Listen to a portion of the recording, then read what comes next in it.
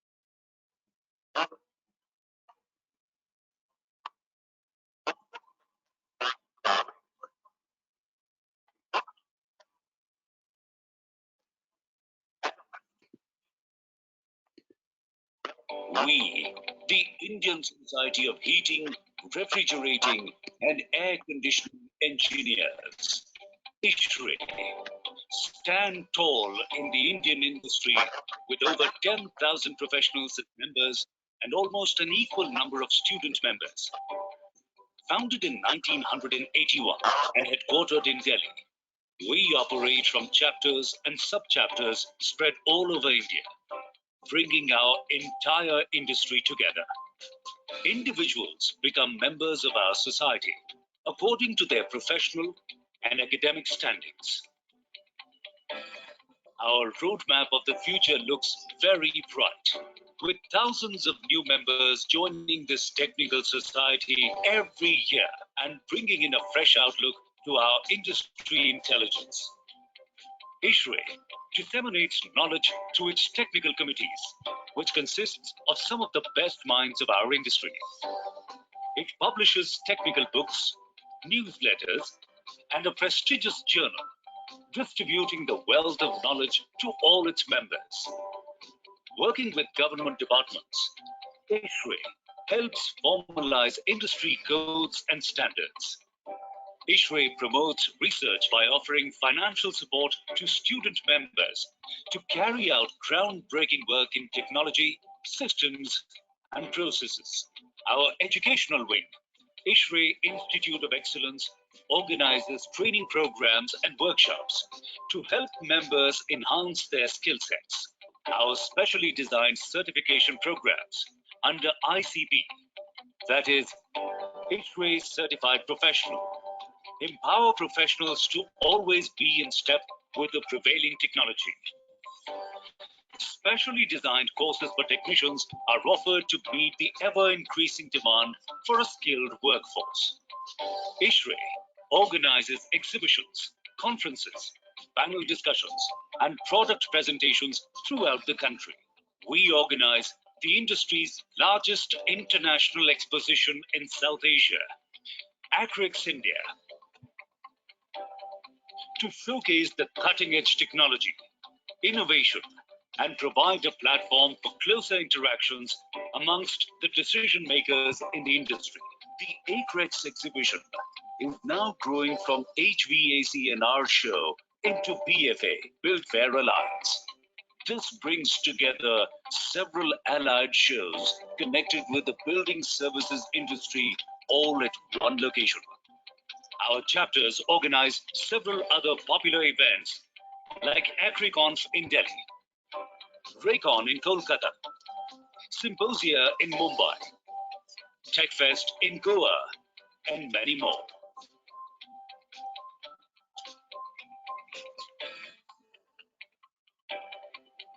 We are committed to provide training and career guidance to our student members through seminars, lectures, quiz contests, and site visits. AQuest, a prestigious quiz competition organized by ISHRE, to catalyze the transformation of the budding engineering professionals.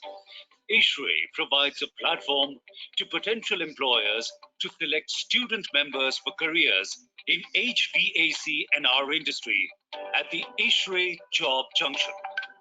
Young minds are made aware of the need for saving power, clean air, and sustainability. The K-12 initiative of ISHRE focuses attention on school students' development to inculcate a scientific fervor and help develop them into responsible citizens. Speedy information is imperative to keep moving forward in this hyper-connected digital age. Search engine.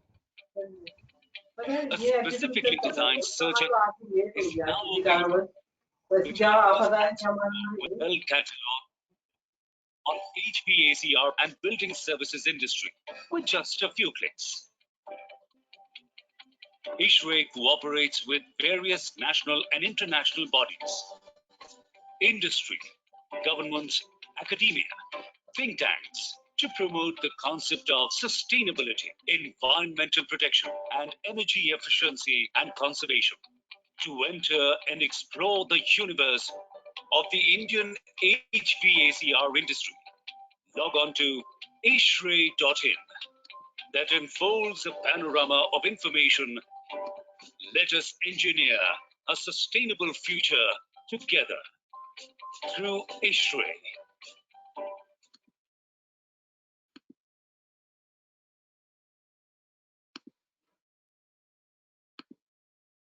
Good evening, everyone present here. My name is Shanjit Nandi, and I am the president of EVM Student Chapter. So I welcome everyone on behalf of EVM Student Chapter. So ISHRE stands for Indian Society of Heating, Ventilation, Refrigeration and Air Conditioning Engineers. So ISHRE Jaipur currently has 10 chapter colleges, among which University of Engineering and Management Jaipur is one. So University of Engineering and Management Jaipur was established in the year 2011 in the by Ordinance 11 of 2011 and Act number 5 of 2012 of Government of Rajasthan. EVM Jaipur has achieved the awards of Best Private University in North India and Best Emerging University in North India. The EVM Jaipur has been established by the IEM Group Kolkata. The IEM Group has an acclaimed educational group amongst the industry-centered academic training organizations of today. It aims to serve future generations as well as nation through its commitment towards self-excellency and unmatchable excellence. I would like to now tell about the ISHRE Jaipur chapter. So ISHRE, being a member of the ISHRE chapter, provides you with many benefits. For example, you can be a member and attend various. The slides can be, as the slides shows, the benefits to the members. The members get full access to ISHRE knowledge bank on ISHRE website. It includes HVAC dictionary, case studies, technical articles, technical videos, technical groups, and technical blogs. Free or bi-monthly ISHRE AC and R journal. Special discounted rates on ISHRE publications. ISHRE also provides a platform for effective marketing and launching of new products and technologies through exhibition, product presentation, and advertisements. So through the membership of ISHRE, you can gain an unlimited access to knowledge bank. You can learn and develop your skills. Network opportunity with HVAC and R fraternity. And there will be various invitations to conferences, seminars, workshops, and expos, etc. Now I would like to call upon Mr. Kishan Khetri. Thank you, Sanyajit.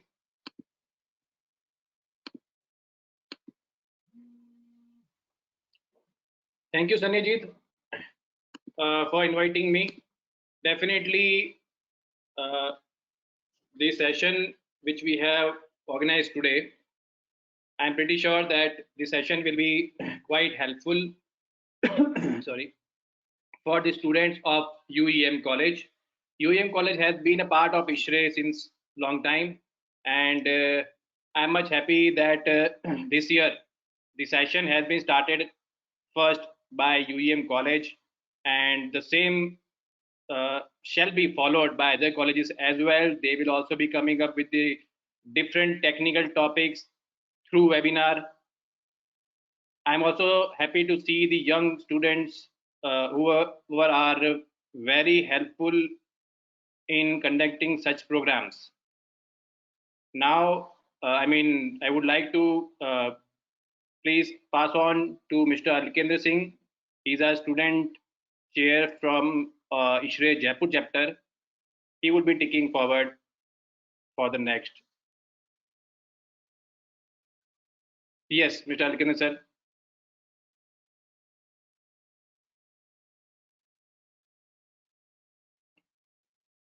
Welcome all of you.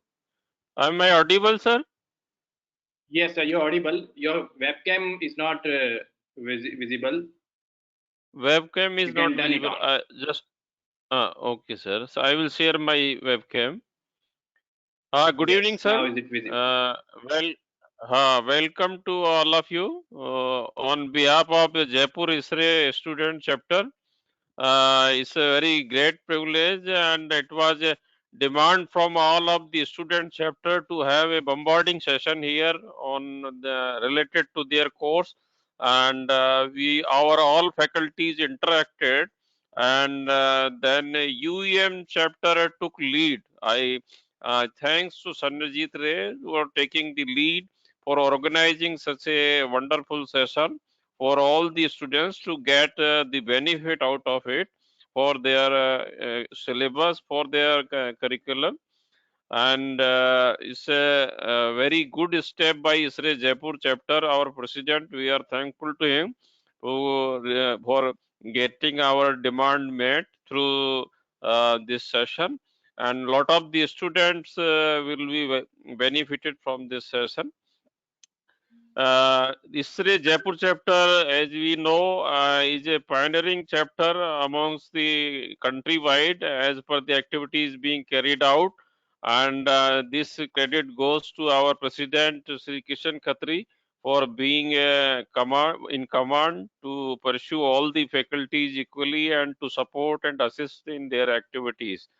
And now I will not take much time since it's a very good theoretical and practical session. I will give brief about the speaker and session, and then I will hand over to our speaker, Mr. Vivek Singhal. I also welcome him along with the all faculties, Mr. Vivek Singhal. And I will just go through the profile of the speaker. He is BTech Mechanical Polytechnic Diploma in Refrigeration and Air Conditioning. Uh, Managing partner, he is a managing partner of Vision for Comfort Technologies LLP. He is authorized channel partner in Mitsubishi Electric and Voltas Limited for Rajasthan and Uttarakhand states. So very good. And he has got 11-year experience in the field of air conditioning, and she has served ISRE in various capacities as a ISRE student member. He is a student member since 2008 to 2011, ISRE member since 2012, and currently he is a refrigeration chair in Jaipur chapter. And the point he may be covering in his webinar and topic is refrigeration cycle, the process of refrigeration cycle, and a brief information on challenges faced on size. He will mention all these things in the his delivering lecture DL. And I welcome once again, welcome on behalf of our ISRE Jaipur chapter to all the participants, faculty members, and welcome to speaker Sri Vivek Singhal to join and take session. I hand over to now Mr. Singhal to carry on the lecture, and thankful to chapter also. Thank you, sir.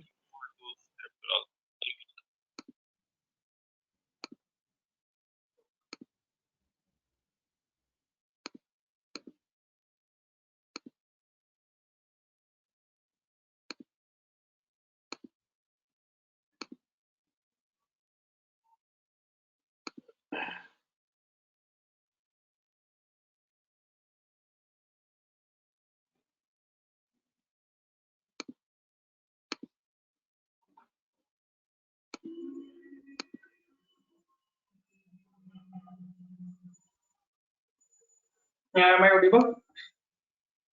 Yes, sir, you're audible. Yeah, thank you very much, Alkendra ji, Kishan ji. Yes, sir. Please keep it on full screen mode. Yes, just a minute. ये इन्होंने web cam close by organiser, अब मेरा हो गया तो बंद कर दिया, तो अब मैं ओके करूँ? My screen visible? Yes, sir, your screen is visible. Okay. First of all, welcome all of you. ये जो सेशन है हम लोग इसको इंग्लिश और हिंदी दोनों के मिक्स लैंग्वेज में हम लोग इसको करेंगे, क्योंकि काफी सारी चीजें ऐसी हैं कि जिनको ब्रीफली समझने में थोड़ी सी दिक्कत आ सकती है। तो मैं चाहूंगा कि ये सेशन हम लोग इंग्लिश और हिंदी दोनों में ही कंटिन्यू करें। तो अब हम सेशन स्टार्ट करते हैं। फर्स्ट ऑफ ऑल, मेरी स्क्रीन दिख रही है? Yes, sir, screen visible है आपकी। जी, थैंक यू। हमारा आज का टॉपिक है basically basic refrigeration cycle. Basic refrigeration cycle हम लोग पढ़ने से पहले, हम लोग समझाने से पहले मैं और दो तीन बेसिक चीजें बताना चाहूंगा। सबसे पहले मैं बताना चाहूंगा introduction of air conditioning. What is the air conditioning? Air conditioning क्या है? तो हम लोग एयर कंडीशनिंग की एक डेफिनेशन मैं बता रहा हूँ कि what is the air conditioning. Air conditioning is defined as the process of treating air so as to control simultaneously its temperature, humidity, cleanness, and distribution to meet the requirement of the conditioned space. As indicated in the definition, the important action involved in the operation of an air conditioning system are. फिर हम आगे आते हैं। Basically air conditioning को समझने के लिए चार फैक्टर्स को समझना बहुत जरूरी है। एयर कंडीशनिंग इन चार चीजों से मिलके बनी हुई है। इन चारों चीजों का कॉमन रोल है एयर कंडीशनिंग की डेफिनेशन को फुलफिल करने के लिए। First is temperature, second is humidity, third is cleanness, fourth is air distribution. अब ये चारों चीज क्या है, इन चारों चीजों के बारे में हम लोग ब्रीफ स्टडी करेंगे। बेसिकली एक डायग्राम आपके सामने दिख रहा है। इस डायग्राम में एक एयर डिस्ट्रीब्यूशन साइकिल दिखाई है और एयर डिस्ट्रीब्यूशन साइकिल के साथ साथ ये चारों फैक्टर्स दिखाए हैं। हम आगे चारों फैक्टर्स के ऊपर आते हैं। सबसे पहले जो आता है वो आता है टेम्परेचर, फिर आता है ह्यूमिडिटी, थर्ड आता है क्लीननेस और फोर्थ आता है अपना डिस्ट्रीब्यूशन। हमारा पहला आता है temperature control. Room temperature is control to the predesigned dry bulb temperature by cooling of और heating room air. Second is आता है humidity control. Room air is controlled to the predesigned relative humidity by humidifying और dehumidifying room air. Third आता है हमारा air filtering, cleaning and purification. Room air is cleaned by removing dust and dirt from the air. और fourth आता है air movement and circulation sorry air which controlled in temperature and humidity and cleaned and distributed throughout a room. As a result, room air can be maintained evenly in temperature and humidity conditions. ये चार factor हैं जो कि air conditioning की definition को fulfil करते हैं। Basically देखा जाए यदि इनमें से कोई भी एक फैक्टर नहीं है तो एयर कंडीशनिंग की डेफिनेशन पूरी नहीं होती है। हमको इन चारों चीजों को कंबाइंडली लेके एयर कंडीशनिंग डिजाइन करनी पड़ती है, एयर कंडीशनिंग को हम लोगों को यूज करना पड़ता है। फिर अपन आते हैं बेसिकली बेसिक रेफ्रिजरेशन साइकिल पे। बेसिक रेफ्रिजरेशन साइकिल को समझने के लिए हमको मेजरली चार कंपोनेंट्स को समझना पड़ेगा कि बेसिक रेफ्रिजरेशन साइकिल किन चार कंपोनेंट से मिलकर बनी है। उन चार कंपोनेंट्स में सबसे पहले आता है एवोपरेटर। एवोपरेटर जो है, एवोपरेटर वर्क करता है अपना एवोपरेशन का काम करता है, जिसको हम लोग सॉरी जस्ट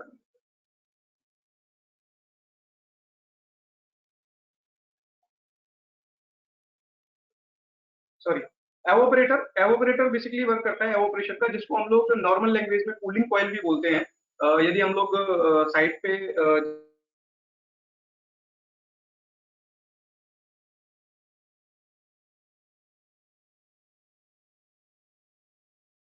सर की आवाज नहीं आ रही है। सर आपकी आवाज नहीं आ रही। सर आपकी आवाज नहीं आ रही है। विवेक जी आपकी आवाज।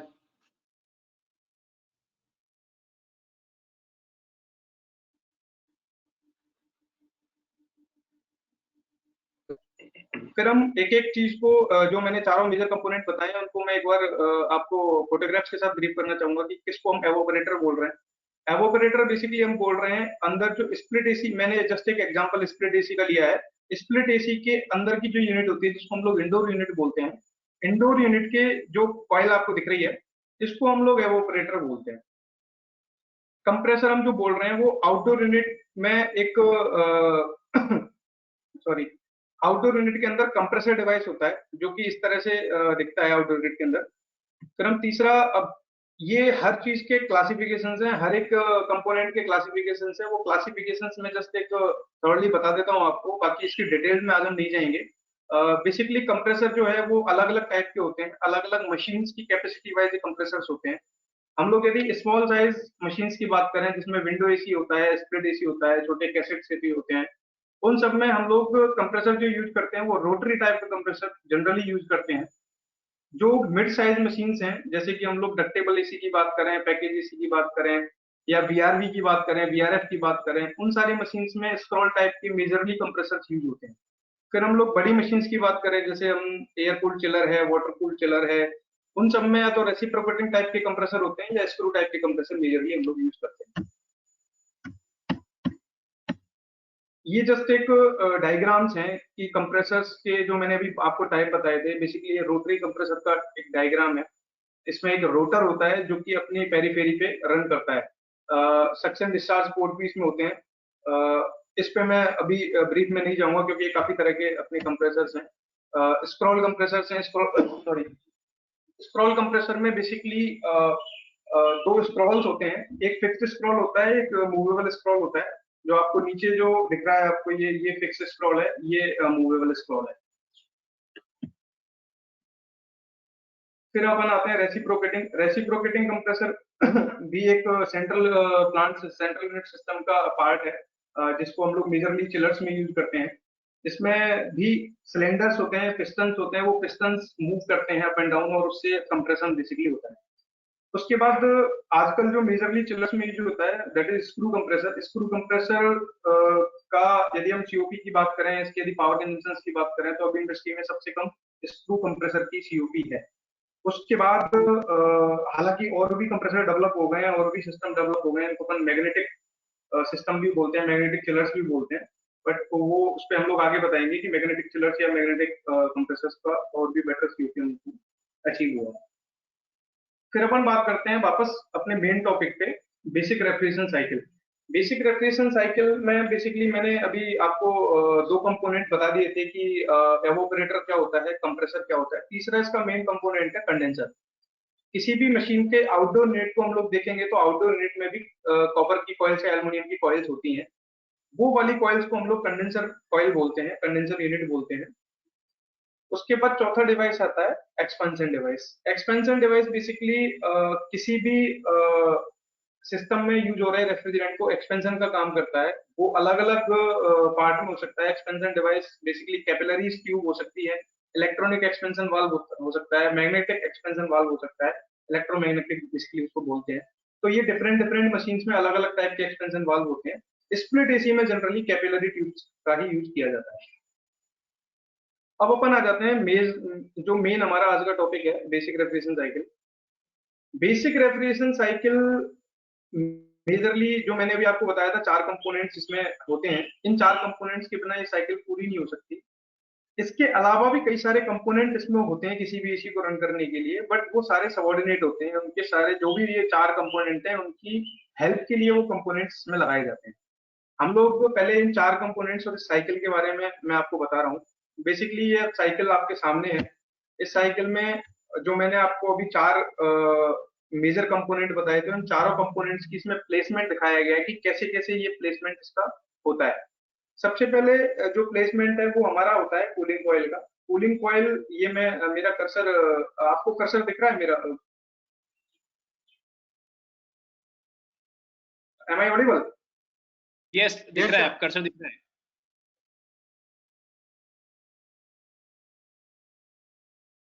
यस, दिख रहा है, कर्सर दिख रहा है आपका। जी जी, थैंक यू। तो ये जो अपना ये जो मेरा कर्सर है बेसिकली ये कूलिंग कॉइल है। कूलिंग कॉइल हम लोग इंडोर में, कूलिंग कॉइल हमारी इंडोर में होती है। उस कूलिंग कॉइल के बाद जो हमारा सेकंड कंपोनेंट आएगा जी सेकंड जो कंपोनेंट आएगा कूलिंग कॉइल के जस्ट बाद, वो होता है अपना कंप्रेसर। कूलिंग कॉइल के जस्ट बाद कंप्रेसर आएगा। कंप्रेसर के बाद ये जो अपना रेफ्रिजरेंट है वो कंडेंसर में जाएगा। कंडेंसर के बाद ये आएगा एक्सपेंशन डिवाइस में, एक्सपेंशन वाल्व में, ये कैपिलरी भी हो सकती है, और इसके बाद ये वापस कूलिंग कॉइल में जाएगा। तो ये जस्ट एक साइकिल है जो कि एक सिस्टम को इसको कंप्लीट करती है। अब हम इस साइकिल को ब्रीफ करेंगे कि साइकिल में कैसे कैसे किस किस चीज की वर्किंग है, कहाँ पे रेफ्रिजरेंट का क्या रोल होता है, कैसे क्या इक्विपमेंट इसको क्या क्या गैस में कन्वर्ट करता है या लिक्विड में कन्वर्ट करता है रेफ्रिजरेंट को, वो हम एक बार इसके आगे टेस्ट करेंगे। तो मेजरली मैंने अभी आपको 4 चीज बताई है, उन्हीं 4 चीजों पे फोकस करना है। और ये 4 चीज और ये साइकिल यदि समझ में आ जाती है तो एयर कंडीशनिंग और रेफ्रिजरेशन की आपको बेसिकली रीड जो इसको बोलते हैं अपन, इसको बेसिक्स बोलते हैं, इसको स्टार्टअप बोलते हैं, वो समझ में आ जाएगी। क्योंकि इसी से पूरी इंडस्ट्री ड्रिवन है, इसी से सारी मशीन डिजाइन होती है और इसी से सारी मशीन वर्क करती हैं, चाहे वो किसी भी तरह की मशीन हो। ये बेसिकली मैंने अभी आपको बताया था एवोपरेटर, ये कंप्रेसर, ये कंडेंसर और ये एक्सपेंशन डिवाइस। अब अपन आते हैं एक एक इक्विपमेंट पे। जैसे मैंने एवोपरेटर आपको बताया था, एवोपरेटर बेसिकली इंडोर यूनिट आपको दिख रही है, ये इंडोर यूनिट है, कैसेट टाइप की इंडोर यूनिट है जो सीलिंग में हैंग होती है। तो ये जो कूलिंग कॉइल है, ये कूलिंग कॉइल इसमें एवोपरेटर के रूप में लगी हुई है। इसके पीछे एक, इसको सपोर्ट करने के लिए उसको एक फैन देते हैं जिसको हम जनरली ब्लोअर बोलते हैं। ये ब्लोअर क्या करता है, कूलिंग कॉइल जो उसके साथ लगी हुई है उससे एयर, उसके कांटेक्ट में एयर लाके और रूम में डिस्चार्ज करता है। वहां से रूम की हीट को पिक करता है और रूम की हीट को पिक करके ये जो रेफ्रिजरेंट इसमें कूलिंग कॉइल में है उसको हॉट हीट अप कर देता है, और वो रेफ्रिजरेंट हीट अप होके कंप्रेसर में आगे जाता है। मेनली इस कूलिंग कॉइल का, इस कंपोनेंट का वर्क क्या है वो मैं बता देता हूँ। ये बेसिकली हमारा जो रेफ्रिजरेंट है, ये रेफ्रिजरेंट 2 फेजेस में होता है, लिक्विड और गैस। लिक्विड कहाँ होता है, गैस कहाँ होता है, ये मैं आपको अभी साइकिल में बताऊंगा। जो एवोपरेटर कॉइल का वर्क है वो वर्क ये है, पहला तो ये हीट पिक करती है, हीट पिक करके जो लिक्विड रेफ्रिजरेंट है उसको वेपर में कन्वर्ट करती है, उसको गैस में कन्वर्ट करती है। यहाँ पे एवोपरेटर में जो रेफ्रिजरेंट होता है वो लो प्रेशर और लो टेम्परेचर का रेफ्रिजरेंट होता है। जनरली ये हीट को एब्जॉर्ब करता है, एब्जॉर्ब करके रेफ्रिजरेंट को लिक्विड से वेपर में कन्वर्ट करता है। फिर अपन आ जाते हैं कंप्रेसर पे। कंप्रेसर बेसिकली जो कूलिंग कॉइल ने लो टेम्परेचर लो प्रेशर का वेपर दिया है उसको कंप्रेस करके हाई प्रेशर हाई टेम्परेचर के वेपर में कन्वर्ट करता है। कंप्रेसर बेसिकली कंप्रेशन का काम करता है। कंप्रेशन करने से उसका प्रेशर बढ़ता है, प्रेशर बढ़ने से ऑटोमेटिकली टेम्परेचर बढ़ता है। ये आई थिंक आपने थर्मल में पढ़ा होगा कि किसी भी लिक्विड का या किसी भी गैस का हम लोग प्रेशर इंक्रीज करते हैं तो उसका टेम्परेचर ऑटोमेटिकली बढ़ जाता है। ठीक है, तो कंप्रेसर का बेसिकली वर्क क्या हुआ, कंप्रेसर हमारा वेपर को, रेफ्रिजरेंट वेपर को लो प्रेशर से हाई प्रेशर में कन्वर्ट कर रहा है, हाई प्रेशर से हाई टेम्परेचर में कन्वर्ट कर रहा है। थर्ड हमारा पार्ट आता है कंडेंसर। कंडेंसर में जो जा रहा है हमारा, वो कंप्रेसर से वेपर जा रहा है हाई प्रेशर हाई टेम्परेचर का। तो हाई प्रेशर हाई टेम्परेचर के वेपर को कंडेंसर क्या कर रहा है, उसमें से हीट डिस्चार्ज कर रहा है। कंडेंसर के पीछे भी सपोर्टिंग में एक फैन लगा होता है जो कि एनवायरनमेंट में कंडेंसर की हीट को रिमूव करता है। तो यहाँ पे बेसिकली कंडेंसर में क्या हुआ, हमने जो हाई प्रेशर हाई टेम्परेचर की गैस थी उसको कंडेंसर में भेजा। कंडेंसर ने क्या किया, वहां पे हीट का डिस्चार्ज किया। हीट डिस्चार्ज करने से वहां पे कंडेंसर में आपका जो वेपर है वो लिक्विड में कन्वर्ट हो जाता है। उसका टेम्परेचर हाई रहता है, उसका प्रेशर हाई रहता है, बट वो उसका फेस चेंज हो जाता है, वो लिक्विड में कन्वर्ट हो जाता है। वो कैसे कन्वर्ट होता है वो भी मैं अभी आपको आगे बताऊंगा।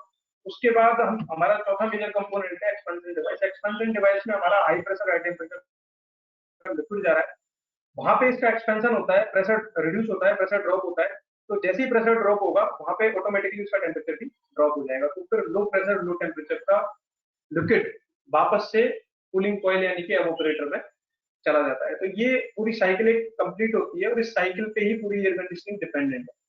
तो अपन आते हैं बेसिकली,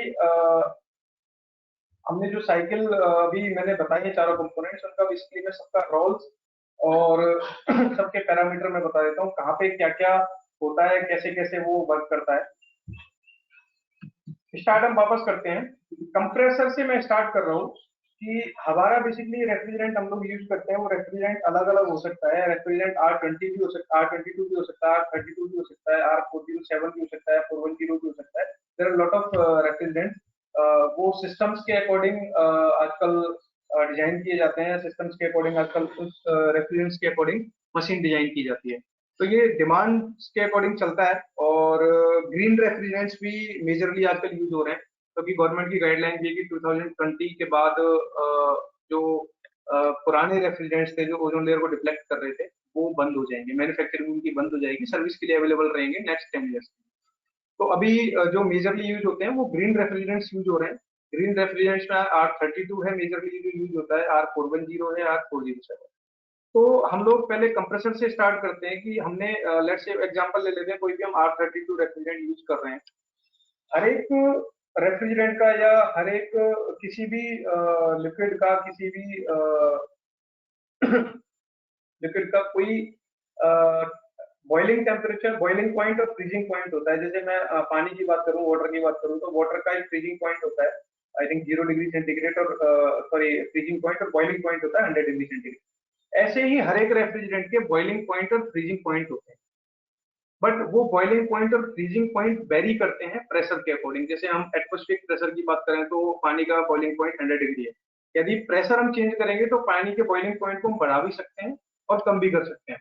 तो ये डिपेंड करता है प्रेशर, क्या हम लोग वहां पे प्रेशर मेंटेन कर रहे हैं।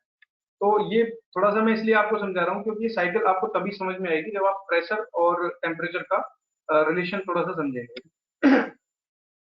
कंप्रेसर में हमारा जो रेफ्रिजरेंट है वो वेपर फॉर्म में है, और वेपर फॉर्म में कंप्रेसर इसको कंप्रेस करता है। कंप्रेस करके इस वेपर को हाई टेम्परेचर और हाई प्रेशर की वेपर में कन्वर्ट करता है। बेसिकली टेम्परेचर ऑटोमेटिकली इंक्रीज होता है प्रेशर बढ़ाने से, ठीक है। उसके बाद ये वेपर हमारा आगे जा रहा है कंडेंसर में। ये आपका कंडेंसर है, कंडेंसर में ये वेपर जा रहा है। तो कंडेंसर का मेजरली वर्क क्या है, कंडेंसर हीट डिस्चार्ज कर रहा है, हीट डिस्चार्ज कर रहा है, पर प्रेशर इसका अभी भी स्टिल काफी है। तो उस प्रेशर पे जब ये हीट डिस्चार्ज करेगा तो यहाँ पे क्या होगा कि जो रेफ्रिजरेंट वेपर फॉर्म में था, ये आप देख रहे हैं, ये धीरे धीरे वेपर से यहाँ पे लिक्विड बन रहा है। यदि ये डार्क रेड लाइन देखेंगे, ये वेपर है, ये सॉरी लिक्विड है, और ये देखेंगे आप, ये वेपर है। तो कंडेंसर ने क्या किया, हीट रिजेक्ट करी, हीट रिजेक्ट करके इसको लिक्विड में कन्वर्ट कर दिया।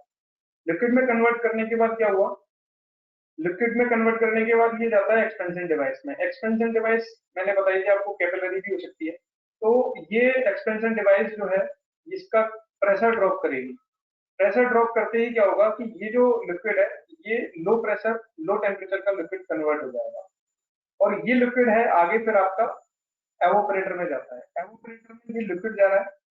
अब ये लिक्विड जो जा रहा है ये approximately 7 degree centigrade to 10 degree centigrade का होता है। 5 डिग्री सेंटीग्रेड से 7 डिग्री सेंटीग्रेड का, it's very depends on refrigerant to refrigerant, machine to machine. तो ये जो लिक्विड है ये क्या करेगा, इसके पीछे भी एक ब्लोअर लगा हुआ है। तो ये ब्लोअर क्या करता है कि ये जो कोल्ड एयर है इसको रूम में डिस्चार्ज करता है और रूम की हीट को पिक करता है। कॉइल जब हॉट एयर के कांटेक्ट में आती है तो हीट पिक करती है, हीट पिक करती है तो क्या होता है कि ये जो रेफ्रिजरेंट है जो लिक्विड था ये यहाँ पे आगे वेपर में कन्वर्ट होके आगे चला जाता है। ये वेपर कन्वर्ट होके इसका फेज यहाँ पे चेंज हुआ है, बट इसका प्रेशर यहाँ पे चेंज नहीं हुआ है, प्रेशर एज इट इज रहेगा। कॉइल्स में कभी भी प्रेशर चेंज नहीं होगा। मैं आपको वापस ब्रीफ कर देता हूँ, दोनों जो कॉइल है, चाहे कंडेंसर कॉइल है चाहे एवोपरेटर कॉइल है, दोनों कॉइल्स में आपका प्रेशर ना तो कम होगा ना बढ़ेगा। जो प्रेशर का रोल है मेजरली वो कंप्रेसर और एक्सपेंशन डिवाइस का है, और कॉइल्स का जो रोल है वो टेम्परेचर का रोल है, वो यहाँ पे फेज चेंजिंग का रोल है मेजरली। तो ये वेपर है वो वापस कंप्रेसर में जाता है और कंप्रेसर से वापस ये साइकिल स्टार्ट होती है जो मैंने अभी आपको ब्रीफ कर दी। अब हम थोड़ा सा आगे बढ़ते हैं, इसके थोड़े से अपन ब्रीफ पैरामीटर्स पे जाते हैं कि ये क्या क्या कितने कितने टेम्परेचर पे कितने कितने प्रेशर्स पे रन कर रहे हैं। आप देख रहे होंगे कि बीच में एक येलो लाइन यहाँ पे आपको दिख रही होगी। ये येलो लाइन बेसिकली इनको कंपोनेंट्स को दो पार्ट में डिवाइड करती है। एक पार्ट हो जाता है अपना ये लेफ्ट पार्ट, एक हो जाता है अपना राइट पार्ट। लेफ्ट पार्ट को हम लोग बोलते हैं low temperature low pressure circuit, और जो राइट में आपको पार्ट दिख रहा है उसको बोलते हैं high temperature high pressure circuit, high pressure circuit. इसको हम लोग इस तरह से भी समझ सकते हैं कि स्प्लिट एसी के जो दो कंपोनेंट होते हैं उनको भी हम ये येलो लाइन के बीच में से भी तोड़ दें तो स्प्लिट एसी के दो कंपोनेंट बन जाएंगे, एक को अपन इंडोर यूनिट बोलते हैं, एक को अपन आउटडोर यूनिट बोलते हैं। इंडोर यूनिट में बेसिकली सिर्फ एवोपरेटर कॉइल होता है, और आउटडोर यूनिट में हमारा कंडेंसर कॉइल, कंप्रेसर और एक्सपेंशन डिवाइस, तीनों यूनिट अपनी आउटडोर यूनिट में होती है। अब हम इसकी वर्किंग जो मैंने आपको बताई थी उसको थोड़ा सा समझें कि कितने प्रेशर पे, कितने टेम्परेचर पे ये वेपर या लिक्विड इंटर करता है और किस फेज में इंटर करता है, क्योंकि ये समझना बहुत जरूरी है। यदि हम लोग बात करें वापस कंप्रेसर से, हम कंप्रेसर से स्टार्ट करते हैं, तो कंप्रेसर में जो वेपर आ रही है, जो एवोपरेटर कॉइल से हमारी कंप्रेसर में वेपर आ रही है, वो वेपर आती है 7 डिग्री टू 12 डिग्री सेंटीग्रेड की वेपर आती है। और उस वेपर का जो प्रेशर होता है, मैं एग्जांपल ले लेता हूँ अभी R22 गैस के साथ, क्योंकि अभी तक R22 गैस ही बताई जाती थी और वही मेजरली यूज होती थी। तो R22 गैस का जो प्रेशर होता है वो 50 टू 70 psi का प्रेशर होता है, जब इसका temperature 7 degree to 12 degree centigrade होता है। जब ये कंप्रेसर में वेपर इंटर करती है 7 डिग्री की, और इसका प्रेशर 50 टू 70 psi होता है, कंप्रेसर इसको कंप्रेस करता है। कंप्रेस करने के बाद ये जो वेपर निकलती है, वो वेपर निकलती है अप्रोक्सीमेटली 80 टू 90 डिग्री सेंटीग्रेड। इसको हम लोग रफली 90 डिग्री सेंटीग्रेड पकड़ लेते हैं कि 90 डिग्री सेंटीग्रेड की वेपर हमारी कंप्रेसर के बाद निकली। उस टाइम पे उसका प्रेशर जो रहेगा वो अप्रोक्सीमेटली 250 psi इसका प्रेशर रहेगा। ये वेरी करता है 220 टू 250। इसमें एटमॉस्फेयर का भी रोल होता है, इसमें मशीन की परफॉर्मेंस का भी रोल होता है। तो हम लोग अभी पकड़ लेते हैं 250 psi इसका प्रेशर होगा, और अप्रोक्सीमेटली 80 टू 90 डिग्री सेंटीग्रेड इसका टेम्परेचर होगा, जो कि वेपर फॉर्म में कंप्रेसर से बाहर निकलेगा। इसमें जो मैं आपको वेपर फॉर्म और लिक्विड फॉर्म बता रहा हूँ, इसका बहुत बड़ा रोल है, क्योंकि इसको समझना बहुत जरूरी है। तो वेपर फॉर्म में ये जब कंप्रेसर से निकलेगा तो ये अपने आगे कंडेंसर में गया। कंडेंसर में बेसिकली क्या हो रहा है, कंडेंसर में कंडेंसेशन हो रहा है, इसकी हीट को हम लोग रिजेक्ट कर रहे हैं। हीट अपन कितनी रिजेक्ट करते हैं, हीट अप्रोक्सीमेटली हम लोग यहाँ पे 40 डिग्री से लेकर 50 डिग्री तक हीट इसकी रिजेक्ट करते हैं। प्रेशर हमारा 250 psi भी है, प्रेशर हमारा यहाँ पे चेंज नहीं हो रहा है, प्रेशर ड्रॉप होता है बट बहुत माइनर होता है। तो हम लोग उसको अभी एज इट इज प्रेशर पकड़ के चल रहे हैं, 250 psi ही प्रेशर है। और यहाँ पे हम लोगों ने इसका जो 90 डिग्री का वेपर था, इसको हम लोग 45 डिग्री टू 50 डिग्री पे ले आए। तो जब हम लोग इस वेपर को 45 टू 50 डिग्री पे लाएंगे तो ये क्या करेगा, वेपर ऑटोमेटिकली लिक्विड फॉर्म में कन्वर्ट हो जाएगा, क्योंकि इसका इस टाइम पे प्रेशर बहुत ज्यादा है। हाई प्रेशर पे इसका फेज 40-45 डिग्री में ही चेंज हो जाएगा, ये लिक्विड में कन्वर्ट हो जाएगा। तो जैसे ये लिक्विड में कन्वर्ट होगा, उसके बाद ये liquid high pressure high temperature का लिक्विड, इसका प्रेशर कितना रहेगा, 250 रहेगा। टेम्परेचर इसका रिड्यूस होकर 45 टू 50 डिग्री सेंटीग्रेड इसका टेम्परेचर हो जाएगा। तो ये टेम्परेचर जो है वो अगेन आपका एक्सपेंशन डिवाइस में जाएगा। एक्सपेंशन डिवाइस क्या काम कर रही है, इसको एक्सपेंड कर रही है। किसी भी लिक्विड को, या मैं रेफ्रिजरेंट की बात करूं, उस रेफ्रिजरेंट को एक्सपेंशन कर रही है उसका। तो एक्सपेंशन करती है तो उसका क्या होता है, प्रेशर ड्रॉप होता है। प्रेशर ड्रॉप होता है तो प्रेशर ड्रॉप होगा तो टेम्परेचर ऑटोमेटिकली ड्रॉप होगा। तो यहाँ पे वापस जो कूलिंग कॉइल के एंट्रेंस पे जो मिलेगा आपको, वो वापस 50 टू 70 psi की प्रेशर मिलेगा, और 5 से 7 डिग्री सेंटीग्रेड का रेफ्रिजरेंट लिक्विड फॉर्म में हम लोगों को रिसीव होगा। तो ये लिक्विड फॉर्म जो है ये वापस अपने एवोपरेटर में जाके हीट पिक करेगी। तो ये बेसिकली एक रेफ्रिजरेशन साइकिल है, जिस रेफ्रिजरेशन साइकिल पे पूरी एयर कंडीशनिंग और रेफ्रिजरेशन टिकी हुई है। इस पूरी रेफ्रिजरेशन एयर कंडीशनिंग इंडस्ट्री का ये बेसिकली एक मेन कंपोनेंट्स हैं, ये चारों जिनको अपन बोलते हैं, कि जिसपे सारी मशीन डिजाइन होती हैं, चाहे वो विंडो एसी हो, चाहे वो स्प्लिट एसी हो, कैसेट हो, पैकेज हो, डक्टेबल हो, चिलर्स हो, वीआरएफ हो। ये बेसिकली इन 4 मेजर कंपोनेंट्स पे टिकी हुई है। इन चारों मेजर कंपोनेंट्स के हर एक मशीन में डिजाइनिंग फैक्टर्स, हर एक मशीन में coil selection, compressor selection, extension valve selection, condenser coil selection, या फिर इससे रिलेटेड और भी जो कंपोनेंट्स हैं, जैसे कि ड्रायर होता है, जैसे कि आपका लिक्विड लाइन होती है, बाईपास लाइन होती है, आपके सोलेनॉइड वॉल्व होते हैं। There are lot of components in air conditioning machine. वो भी आपके डिपेंड करता है कि मशीन कौन सी है। जितनी बड़ी हम लोग मशीन पे जाती जाएंगे, उतने कंपोनेंट्स इसमें ऐड होते हुए चले जाते हैं। तो ये जो 4 मेजर कंपोनेंट हैं जिससे रेफ्रिजरेशन साइकिल कंप्लीट होती है।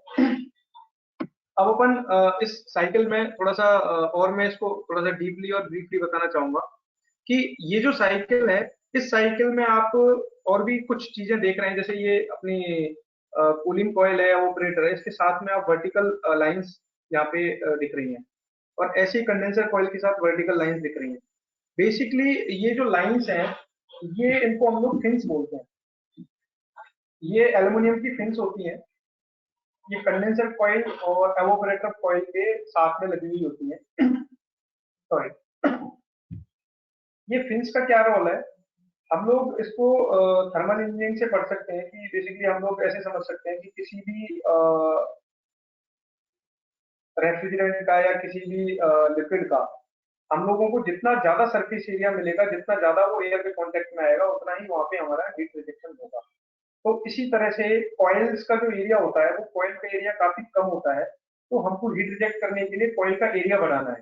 तो एरिया बढ़ाने के लिए हम लोग क्या करते हैं, इसमें फिन्स का यूज करते हैं। वो फिन्स क्या करती हैं, और कूलिंग कॉइल या हीटिंग कॉइल, कंडेंसिंग कॉइल के कांटेक्ट में रहती हैं, तो उनसे ये इनका सरफेस एरिया है वो हम इंक्रीज करते हैं। सरफेस एरिया इंक्रीज होता है, जैसे जैसे सरफेस एरिया इंक्रीज होगा, जितना ज्यादा सरफेस एरिया होगा उतना ही ज्यादा हीट रिजेक्ट होती है। तो जितनी ज्यादा हीट रिजेक्ट होगी, उतना ही हम लोगों को यहाँ से बेनिफिट मिलेगा, हम लोगों को यहाँ से साइकिल इसकी कंप्लीट होने में। क्योंकि लेट से यहाँ पे ये यदि फिनिश ना होती और ये पूरी तरह से हीट फिट नहीं करता, तो लिक्विड वेपर में पूरी तरह से कन्वर्ट नहीं होता, और पूरी तरह से यदि वेपर में कन्वर्ट नहीं होता तो कंप्रेसर में लिक्विड जाने के चांसेस होते। यदि कंप्रेसर में लिक्विड गया तो कंप्रेसर की वर्किंग, कंप्रेसर एक तरह से खराब भी हो सकता है, कंप्रेसर की लाइफ भी कम हो सकती है। तो कंप्रेसर में 100% वेपर ही जाता है। तो इसी तरह से कंडेंसर कॉइल में ये फिन्स हैं जो कि सरफेस एरिया को इंक्रीज करती है, और सरफेस एरिया इंक्रीज होते ही हमारा हीट रिजेक्शन बढ़ जाता है। फिर हम इसके बाद आते हैं कि इसमें और क्या क्या हम लोग वर्किंग में मेजरली इन कंपोनेंट्स के साथ और क्या क्या वर्किंग होती है। हमारा जो एवोपरेटर है, एवोपरेटर कूलिंग कॉइल है, इसके साथ में नीचे आपने जस्ट एक दिख रही होगी, ये एक ट्रे दिख रही है जिसमें वाटर ड्रॉपलेट्स आपको दिखाई दे रहे हैं। बेसिकली किसी भी कूलिंग कॉइल में या एवोपरेटर में, चाहे वो मशीन कोई सी भी हो, वाटर ड्रॉपलेट्स निकलती हैं जिसको हम लोग ड्रेन पाइप के थ्रू आउट करते हैं, जिसको हम लोग ड्रेन बोलते हैं जनरली मशीन्स के साथ। वो वाटर आउटलेट, वाटर जो ड्रॉपलेट है वो निकलती हैं। इसके साथ में एक ट्रे होती है जो उस ट्रे में पानी को कलेक्ट करती है, और उस पानी के ट्रे के थ्रू एक पाइप होता है जिसको अपन ड्रेन पाइप बोलते हैं, वो इसको डिस्चार्ज करता है। किसी भी एनवायरनमेंट का हम लोग जब टेम्परेचर डाउन करते हैं, किसी भी एनवायरनमेंट का हम लोग किसी भी रूम का हम लोग टेम्परेचर डिक्रीज करते हैं, तो एयर में जो वाटर ड्रॉपलेट्स अवेलेबल है, जिसको अपन नॉर्मली ह्यूमिडिटी बोलते हैं, तो वो वाटर ड्रॉपलेट जैसे टेम्परेचर कम होगा, वाटर ड्रॉपलेट ऑटोमेटिकली कंडेंस हो जाती है, कंडेंस होके ऑयल पे आ जाती है। इसका एग्जांपल हम लोग ऐसे समझ सकते हैं कि जब हम लोग नॉर्मल ठंडे पानी को, जो हम लोगों ने जस्ट रेफ्रिजरेटर से निकाला है, तो ग्लास में हम लोग भर के रखते हैं, तो ग्लास के बाहर चारों तरफ वाटर ड्रॉपलेट आ जाते हैं। क्योंकि जैसे ही हम लोग एयर का टेम्परेचर कम करेंगे, तो एयर में अवेलेबल जो वाटर की क्वांटिटी है, वो वाटर की क्वांटिटी क्या होती है, कंडेंस होके, और जो भी मेटल है, चाहे वो मेटल है चाहे वो कॉइल है, उस कॉइल पे कंडेंस होकर उस कॉइल पे आ जाती है। तो वो कॉइल क्या करती है, उस वाटर को नीचे कंडेंस करके और ट्रे में इकट्ठा कर लेती है। ट्रे क्या करेगी, उस ट्रेन को आउट कर देगी। तो ये बेसिकली एवोपरेटर कॉइल का भी मेजरली रोल है। किसी भी एसी में हम लोग किसी भी एयर कंडीशनिंग, चाहे वो स्प्लिट हो, चाहे विंडो हो, चाहे बड़े कमर्शियल एयर कंडीशनिंग सिस्टम हो, इनमें हम लोग चार मेजर चीजें मैंने आपको स्टार्टिंग में बताई थी। पहला मैंने बताया था टेम्परेचर, जो कि हम लोग कंट्रोल कर रहे हैं आपके कूलिंग कॉइल से, या फिर अपन पूरी बोल रहे हैं रेफ्रिजरेशन साइकिल, जिसको हम लोग कंट्रोल कर रहे हैं। दूसरा मेजर पार्ट बताया था हम लोगों ने ह्यूमिडिटी। ह्यूमिडिटी भी हम लोग एवोपरेटिंग कॉइल से, कूलिंग कॉइल से कंट्रोल करते हैं। बेसिकली ह्यूमिडिटी हम लोग सॉरी कम करते हैं किसी भी स्पेस की। लेट्स से ह्यूमिडिटी 70 पर, रिलेटिव ह्यूमिडिटी लेट्स से 70% है, 80% है, क्योंकि रेनी सीजन में ह्यूमिडिटी ज्यादा होती है एनवायरनमेंट में, और जब समर्स होती है तो ह्यूमिडिटी कम होती है। तो हम लोग यहाँ पे ड्यू ह्यूमिडिफिकेशन ही करते हैं। यदि मैं सिस्टम की बात करूँ, किसी भी नॉर्मल एसी की बात करूँ, तो हमारा एसी सिर्फ ह्यूमिडिफिकेशन ही कर सकता है, मतलब ह्यूमिडिटी को कम ही कर सकता है, ह्यूमिडिटी इंक्रीज नहीं कर सकता। ह्यूमिडिटी इंक्रीज करने के लिए अलग से हमें ह्यूमिडिफायर्स लगाने पड़ते हैं। ह्यूमिडिफायर्स नॉर्मल जो फैक्ट्री फिटेड मशीन होती हैं, जो नॉर्मल बेसिकली मशीन होती है, जो स्प्लिट है, विंडो है, डक्टेड है, सेकेंड है, इनमें ह्यूमिडिफायर्स नहीं आते हैं, क्योंकि ह्यूमिडिफायर्स की रिक्वायरमेंट बहुत रेयर होती है इंडस्ट्री में। कोई यदि लेट्स से मशीन्स की कूलिंग हो जहाँ पे ह्यूमन कंफर्ट की बात नहीं हो रही हो, जैसे कि हम बात करें डाटा सेंटर्स हैं, या फिर अपन बात करें मेडिकल इक्विपमेंट्स हैं, या फिर जहाँ पे मैन्युफैक्चरिंग हो रही है, फार्मा फैक्ट्री है, वहाँ पे ह्यूमिडिटी का मेन क्राइटेरिया होता है, मेन रोल होता है। तो वहाँ पे ह्यूमिडिटी भी हमको मेंटेन करवानी होती है टेम्परेचर की तरह। जैसे temperature let's say 20 degree centigrade या 24 डिग्री सेंटीग्रेड हमको रिक्वायर्ड है, तो वहाँ पे ह्यूमिडिटी का भी क्राइटेरिया होता है कि हमको ह्यूमिडिटी 30% RH के साथ ही मेंटेन करनी है, 30-35। तो उस केस में हम लोगों को ह्यूमिडिफायर भी लगाना पड़ता है, और ह्यूमिडिफायर भी लगाना पड़ जाता है कई बार अलग से। ह्यूमिडिफायर में अलग से एक साइकिल लगाते हैं, अलग से एक कंडेंसर लगाते हैं, और एक एवोपरेटर मशीन लगाते हैं, जिससे कि ह्यूमिडिफिकेशन भी होता है और ह्यूमिडिफिकेशन भी होता है। तो वो अभी आज का टॉपिक भी नहीं था, बट मैंने जस्ट एक ब्रीफ करने के लिए बता दिया था कि हम लोग जो मेजर 4 एयर कंडीशनिंग के इक्विपमेंट कंपोनेंट थे, जिसमें पहला टेम्परेचर हो गया। टेम्परेचर मैंने आपको बताया कि टेम्परेचर में अराउंड रेफ्रिजरेशन साइकिल का है। दूसरा मैंने बताया ह्यूमिडिफिकेशन और ह्यूमिडिफिकेशन का, जो कि हमारी इंडोर कॉइल जो है एवोपरेटर है, उसका मेन रोल है। तीसरा आ जाता है हमारा क्लीनिंगनेस पे। यहाँ पे आपको इसके बारे में कुछ बताया नहीं गया, तो मैं थोड़ा सा वो भी ब्रीफ कर देता हूँ, व्हाट इज द क्लीनिंगनेस। हम लोग एयर कंडीशनिंग में मेजरली रिटर्न एयर सिस्टम पे वर्क करते हैं। कोई भी हम लोग एयर कंडीशनिंग सिस्टम लगाते हैं किसी भी स्पेस में, तो वो स्पेस पूरी तरह से क्लोज्ड होता है, क्योंकि एयर कंडीशनिंग क्लोज्ड स्पेस में ही की जा सकती है, ओपन स्पेस में एयर कंडीशनिंग नहीं की जा सकती। इसका कोई प्रोविजन नहीं है कि हम लोग ओपन स्पेस में एयर कंडीशनिंग करें। तो किसी भी क्लोज्ड स्पेस में जब हम एयर कंडीशनिंग करते हैं, तो वहाँ पे जो एयर हम लोग देते हैं वो रिसर्कुलेट एयर होती है। बेसिकली हम जो भी एयर यूज कर रहे हैं वो रिसर्कुलेट होती रहती है, इंडोर कॉइल पे जाती है, वापस वही आती है, वापस इंडोर कॉइल पे जाती है।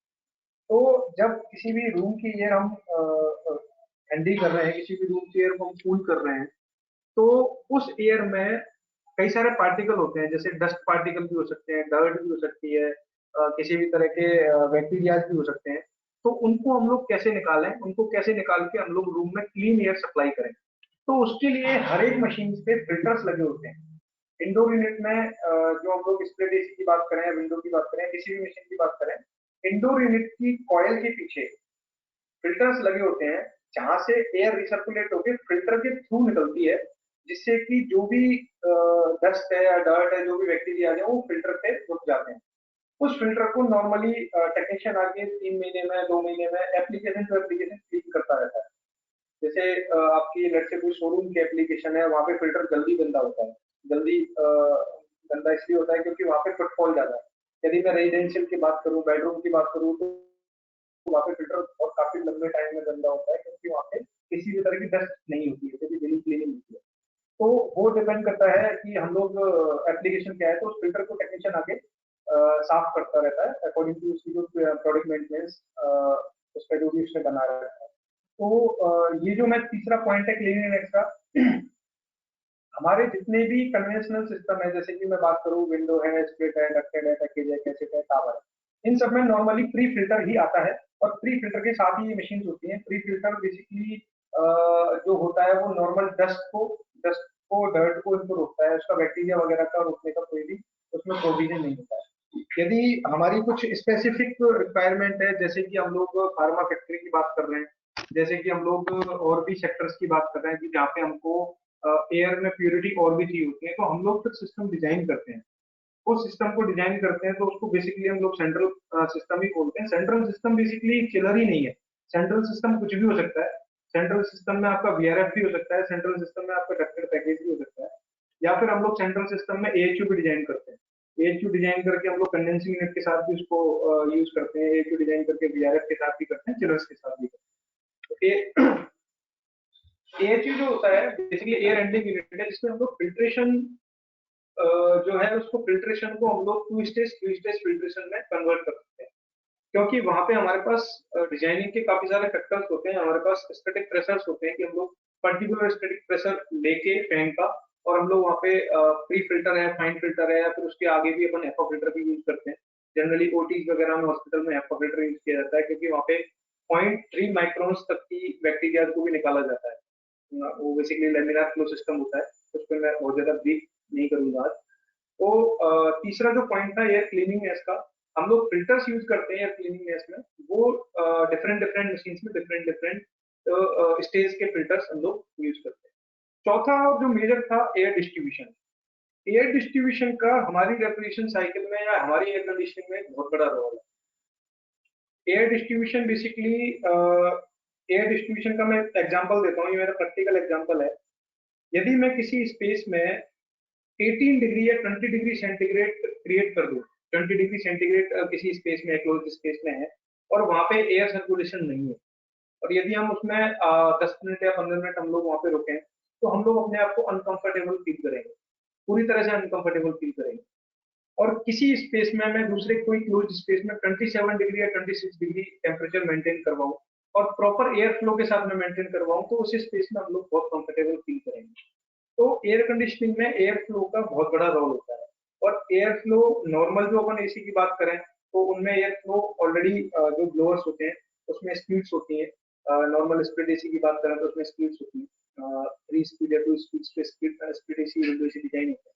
यदि मैं बड़े सिस्टम्स की बात करूं, यदि मैं डक्टेड की बात करूं, पैकेज की बात करूं, ये चीज की बात करूं, तो उसके आगे हम लोगों को डक्ट डिजाइन करनी पड़ती है। डक्ट डिजाइन जो करते हैं हम लोग, जो करते हैं उसमें मेजरली एयर फ्लो का बहुत बड़ा रोल होता है कि हम लोगों को किसी भी स्पेस में एयर फ्लो कैसे मेंटेन करना है कि हर एक पॉइंट पे एयर डिस्ट्रीब्यूट हो इक्वली। इक्वली डिस्ट्रीब्यूट करने के लिए उसकी पूरी डिजाइनिंग होती है, कहाँ पे हम लोगों को एयर कितना देना है, कैसे कैसे उसको डिजाइन करना है, डैम्पर्स कहाँ यूज करने हैं, डिफ्यूजर्स कहाँ यूज करने हैं, रिटर्न एयर कहाँ से उठानी है। तो वो बेसिकली एयर डिस्ट्रीब्यूशन का बहुत बड़ा पार्ट है। विवेक जी, मैं एक रिक्वेस्ट करना चाहूंगा कि जिसको भी क्वेश्चन हो, बस सबको रिक्वेस्ट करना चाहूंगा जिसको भी क्वेश्चन हो प्लीज हाथ अपना रेज कर लें। हम इसके बाद तुरंत क्वेश्चन आंसर सेशन ही लेंगे। किसी को भी कोई भी सवाल हो वो सवाल पूछ सकता है। तो हम शायद इस सेशन के बाद सबसे सवाल जवाब पूछेंगे। जी जी बिल्कुल। ये बेसिकली ये ऑलमोस्ट करीब करीब हो चुका है, बट मैं थोड़ा सा ब्रीफ और कर देता हूँ। तो ये इसके बाद जो मैं आपको बता रहा था कि ये अपना एयर डिस्ट्रीब्यूशन है, तो एयर डिस्ट्रीब्यूशन का बहुत बड़ा मेन रोल है हमारे एयर कंडीशनिंग सिस्टम्स में। तो ये चार चीज जो है, चार कंपोनेंट है, चार बेसिकली कंडेंसर, कंप्रेशर, आपका एवापोरेटर और एक्सपेंशन डिवाइस। इन चार चीजों से बेसिक रेफ्रिजरेशन साइकिल हमारी डिजाइन होती है और इस साइकिल पे ही सारे सिस्टम्स डिजाइंड है। उसके बाद जो मैंने एयर कंडीशनिंग के चार क्वेश्चंस आपको बताएं, चार हमारे कंपोनेंट बताएं बेसिकली क्या किस किस चीज से एयर कंडीशनिंग मिलकर बनी है, तो वो चारों को भी मैंने एयर रेफ्रिजरेशन साइकिल में ब्रीफ कर दिया है कि कैसे कैसे वो यूज होते हैं। तो ये मेरा बेसिकली रेफ्रिजरेशन साइकिल का कंप्लीट हो गया है। बाकी किसी को कोई क्वेश्चंस आंसर्स हो तो प्लीज बताएं। Thank you very much. Questions हो तो प्लीज। हाँ सन्नीजीत, मैं रिक्वेस्ट करूंगा आपसे कि जिसके सवाल हो प्लीज सवाल लीजिए।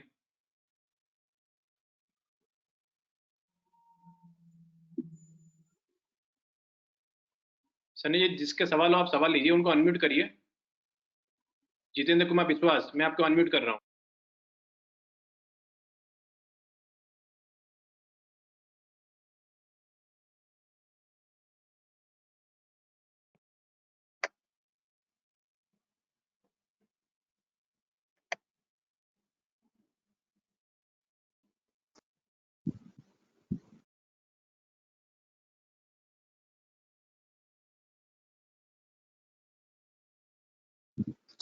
सर वो फ्लूइड कैसे चूज करते हैं, मतलब किस बेसिस पे फ्लूइड चूज करते हैं?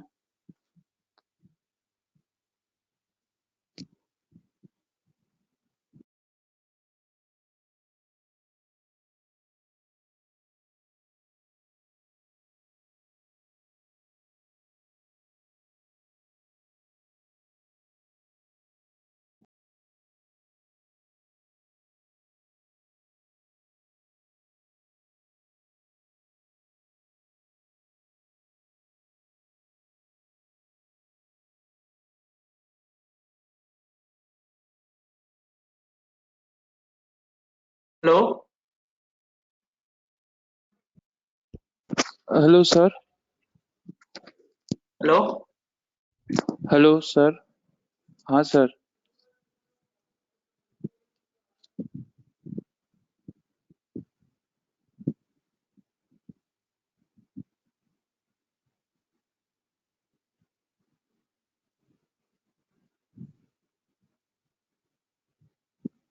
हेलो।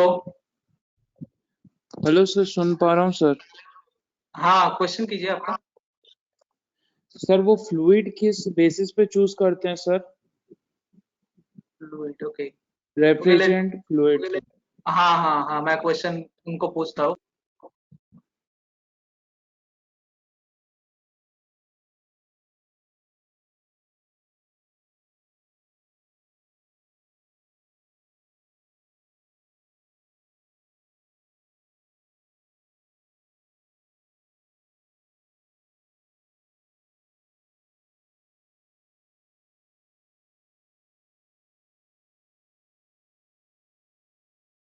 हाँ, फ्लूइड कैसे सिलेक्ट करते हैं, ये सवाल है शायद उनका।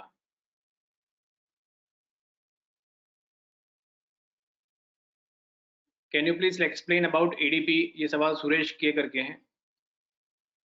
तो what can you please explain about ADP? जी विवेक जी। हेलो, सॉरी, हाँ सर। हेलो जी। हाँ एक्चुअली सर, क्या है अबाउट कि एडीपी। मेरा थोड़ा सा नेटवर्क ब्रेक हो गया था, आप वापस क्वेश्चन करें प्लीज। हाँ, सवाल है can you explain about ADP? ADP, okay. हाँ जी। बेसिकली जो एडीपी है वो एपरेटस ड्यू पॉइंट, इसको हम लोग बोलते हैं, फुल फॉर्म इसकी होती है।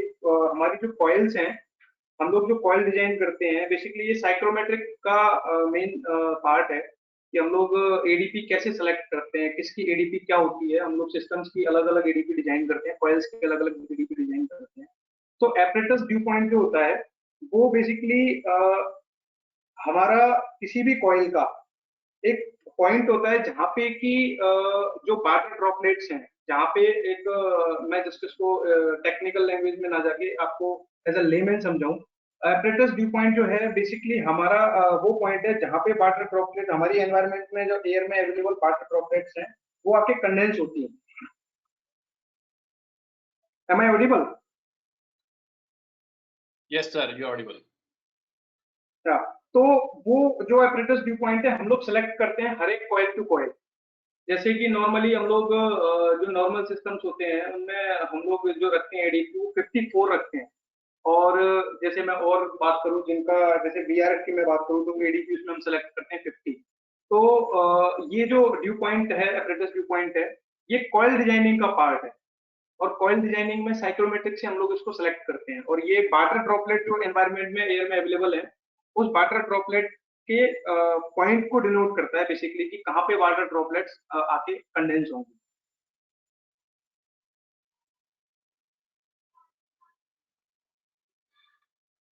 जी, सवाल और गौरव जी, आप सवाल पूछिए। गौरव बंसाली, प्लीज सवाल पूछिए।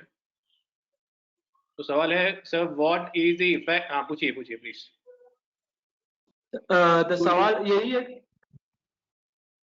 यही है कि sir, what is the effect of different types of patterns like honeycomb pattern used for evaporation? Sorry, What is the effect of different type of patterns like honeycomb pattern used for evaporation? The voice is not clear. Hello Hello, hello. am I हाँ audible, sir? Sir, सवाल में पढ़ता हूँ। सवाल ये लिखा है sir, what is the effect of different type of patterns like honeycomb pattern used for evaporation? ये ऐसे इवेपोरेशन से में आते हैं, हनीकॉम्ब में एयर की शादी कर रहे हैं। तो क्या इफेक्ट है हनीकॉम्ब?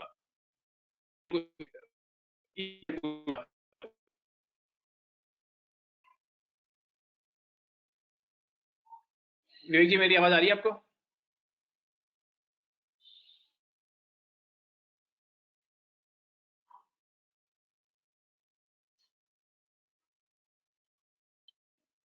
विवेक जी, मेरी आवाज आ रही है?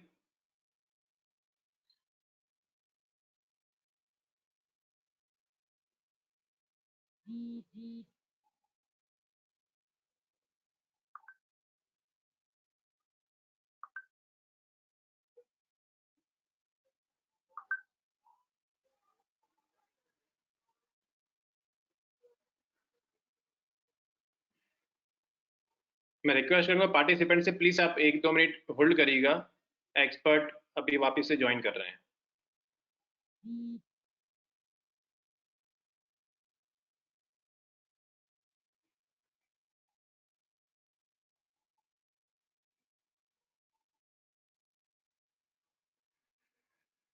Am I audible now?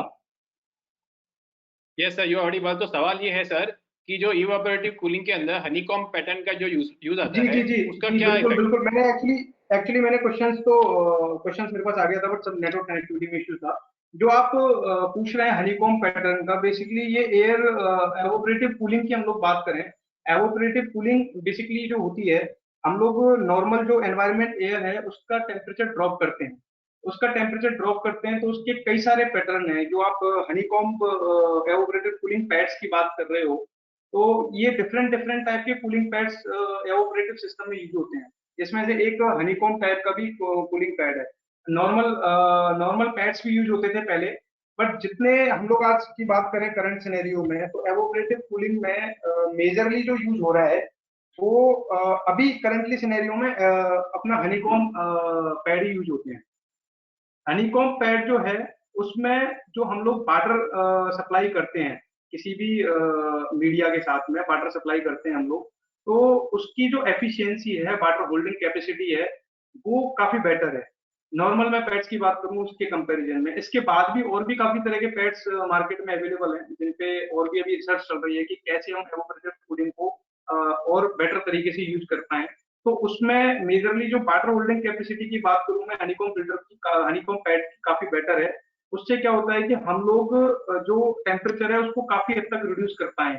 Normally पहले एवोपरेटिव कूलिंग में हम लोग 26 27 डिग्री 25 डिग्री 28 डिग्री तक मेंटेन करा पाते थे, बट आजकल आज के सिनेरियो में जो करंटली हम लोग पैड्स यूज कर रहे हैं, तो उनसे हम लोग 22 डिग्री 23 डिग्री भी एवोपरेटिव कूलिंग में हम लोग मेंटेन करवा पा रहे हैं। बाकी इसका यदि आपको पैड्स का और डिटेल चाहिए तो मैं आपको मेरा इसमें नंबर है, मैं आपको एक इसका पूरा एक लिटरेचर है वो मैं आपको शेयर कर सकता हूँ। फिर भी आपको कोई क्वेरी हो तो मेरे को आप कांटेक्ट कर सकते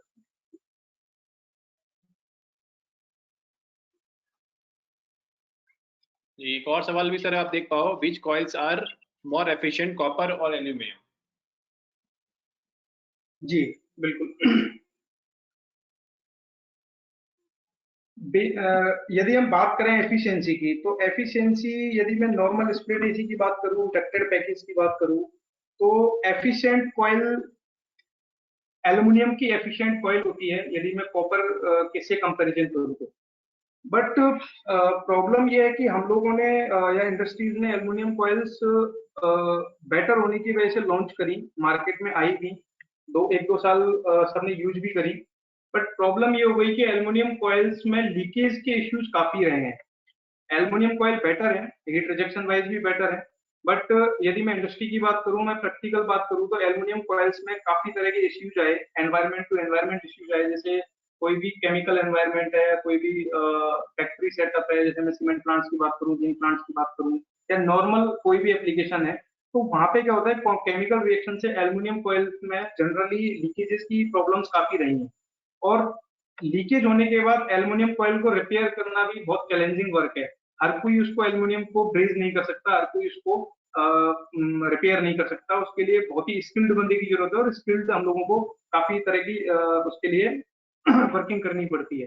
तो प्रॉब्लम एल्युमिनियम में बेटर है, बट प्रॉब्लम ये है कि इंडस्ट्री ने एल्युमिनियम को एक्सेप्ट नहीं किया, क्योंकि बहुत सारे प्रॉब्लम्स रहे हैं, पूरे पूरे कंडेंसर हम लोगों को चेंज करना पड़ा है। तो वापस से कंपनीज को शिफ्ट होकर कॉपर पे आना पड़ा, और कॉपर ही अब मेजरली यूज हो रहा है, मतलब 95 टू 98% कॉपर ही यूज होता है। बट आपका जो क्वेश्चन था, एल्युमिनियम बेटर है, एल्युमिनियम का हीट रिजेक्शन बेटर है कॉपर से। जी, एक और सवाल देख लेते हैं।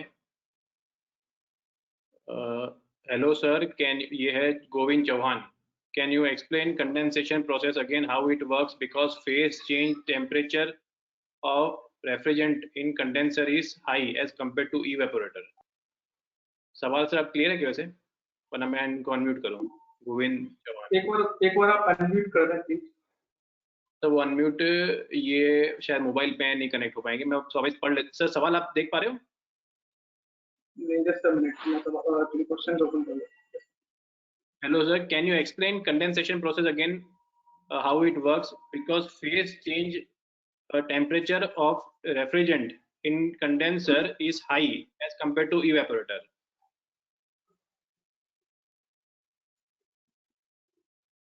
कंडेंस सवाल चलो थोड़ा सा अजीब सा लग रहा है मुझे। नहीं सवाल एक्चुअली ठीक है, बट मैं एक्चुअली इसको ना जो सवाल पूछ रहे हैं ना, ये क्या पूछना चाह रहे हैं वो मैं क्लियर नहीं हो पा रहा हूँ। क्लियर समझ नहीं आ रहा है। कि फेज चेंज जो है बेसिकली मैं जो समझ पा रहा हूँ कि एवोपरेटर में और कंडेंसर में दोनों में फेज चेंज होता है, liquid to vapour, vapour to liquid. But ये जो क्वेश्चन पूछना चाह रहे हैं कि कंडेंसेशन का क्या प्रोसेस है, तो वो एक्चुअली मेरे को क्लियर नहीं हो रहा कि क्या पूछना चाह रहे हैं एग्जैक्टली।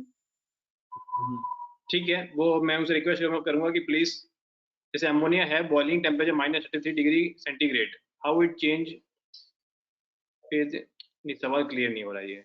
ठीक है, अमोनिया है boiling point temperature -33 degree centigrade और ये मैं एक्चुअली जो ये अमोनिया है बॉइलिंग टेम्परेचर -33 डिग्री सेंटीग्रेड, मैं थोड़ा सा इस पे हल्का सा ब्रीफ कर देता हूँ कि ये जो किसी भी रेफ्रिजरेंट के बॉइलिंग पॉइंट और फ्रीजिंग पॉइंट होते हैं, पर्टिकुलर एक प्रेशर पे होते हैं कि किस प्रेशर पे हम लोगों ने इसका बॉइलिंग पॉइंट और फ्रीजिंग पॉइंट डिसाइड किया है। यदि हम लोग इसका प्रेशर चेंज करेंगे तो इसका बॉइलिंग पॉइंट और फ्रीजिंग पॉइंट ऑटोमेटिकली चेंज हो जाएगा। जैसे मैं बात करूं R22 का, अपना जो फ्रीजिंग पॉइंट है अप्रोक्सीमेटली -40 डिग्री सेंटीग्रेड, तो ये क्या होता है कि वो पर्टिकुलर एक प्रेशर पे है। यदि हम लोग प्रेशर इंक्रीज करेंगे, प्रेशर डिक्रीज करेंगे, तो उसका बॉइलिंग पॉइंट और फ्रीजिंग पॉइंट चेंज हो जाएगा, जो कि मैंने अभी मेरी साइकिल में बताया था। और उसी से फेज चेंज होता है। जैसे लेट से -33 डिग्री पे ये इसका बॉइलिंग टेम्परेचर है, यदि हम इसका प्रेशर इंक्रीज करते हैं तो इसका बॉइलिंग टेम्परेचर जो है वो इंक्रीज होके 7 डिग्री भी हो जाता है, 8 डिग्री भी हो जाता ओके, आई थिंक सवाल सारे क्लियर हो गए हैं अभी। सर एक और सवाल है सर। है जी। हाँ, पूछिए, सवाल पूछिए। सर वो रेफ्रिजरेंट सिलेक्शन कौन से बेसिस, मतलब किस बेसिस पे किया जाता है सर? देखिए, रेफ्रिजरेंट सिलेक्शन बेसिकली जो अभी मैं करंट सिनेरियो की बात करूं तो पहले तो क्या था, रेफ्रिजरेंट्स को लेके बहुत लिमिटेड ही हमारे पास रेफ्रिजरेंट्स अवेलेबल थे। जैसे कि सबसे पहले R11 यूज होता था, फिर R20 यूज होने लगा। बट ये रेफ्रिजरेंट्स जो हैं वो बेसिकली ओजोन लेयर को डिप्लेक्ट कर रहे थे। तो इसके बाद जो अभी ग्रीन रेफ्रिजरेंट्स लॉन्च हुए हैं, ग्रीन रेफ्रिजरेंट्स में से R32 है, R410 है, R407 है, या R134A है। ये जो सेलेक्ट होते हैं, ये अभी मैं जस्ट इसको बहुत ब्रीफली नहीं बताऊंगा, बट मैं इतना सा बताऊंगा कि ये जो सेलेक्ट होते हैं ये सिस्टम की कैपेसिटी के अकॉर्डिंग सेलेक्ट हुए हैं। जैसे मैं बात करूं R32 की, तो R32 अभी normal split AC, window ACs में, और जो नॉर्मल अपने कैसेट्स और छोटे इक्विपमेंट्स उसमें R32 मेजरली यूज हो रहा है। R32 सिंगल गैस है, इसमें किसी भी रेफ्रिजरेंट का कॉम्बिनेशन नहीं है। और अब मैं जैसे बात करूं बड़े सिस्टम्स में, जो हाई प्रेशर सिस्टम्स हैं, इसमें प्रेशर का भी बहुत बड़ा रोल है। जैसे R22 जो था, तो उसका जो एयर कंडीशनिंग सिस्टम में प्रेशर होता था, मैक्सिमम प्रेशर 250 psi होता था। ठीक है, अभी हम बात करते हैं 410 की। R410 के जो प्रेशर्स होते हैं वो 460 470 psi तक होते हैं। तो छोटे इक्विपमेंट उसको प्रेशर को हैंडल नहीं कर पाएंगे। तो इसका जो सिलेक्शन होता है वो यूनिट की कैपेसिटी के अकॉर्डिंग होता है। जैसे छोटी यूनिट है वो, उनमें नॉर्मली R32 गैस यूज हो रही है। जो बड़े सिस्टम है, जैसे मैं बात करूं BRF की बात करूं, या फिर मैं बात करूं चिलर की बात करूं, तो उनमें R410 R134A यूज हो रहे हैं। जैसे R410 दो गैसेस का कॉम्बिनेशन है, R134 भी दो गैसेस का कॉम्बिनेशन है, एक और मेजर रेफ्रिजरेंट R407 वो 3 गैसेस का कॉम्बिनेशन है। तो उनके सबके प्रेशर्स अलग अलग हैं, और प्रेशर्स के अकॉर्डिंग इसको हम लोग सेलेक्ट करते हैं। और ये जनरली मैन्युफैक्चरर्स जो हैं उनकी गाइडलाइन है। बाकी रिसर्च भी चल रही है, अभी R32 पे भी रिसर्च चल रही है कि कैसे हम उसको बड़े सिस्टम्स में लेके जाएं, कैसे हम लोग उसको BRF में लेके जाएं। अभी रिसर्च चल रही है कि कैसे हम लोग R410 के और दूसरे सिस्टम्स में हम लोग लाएं।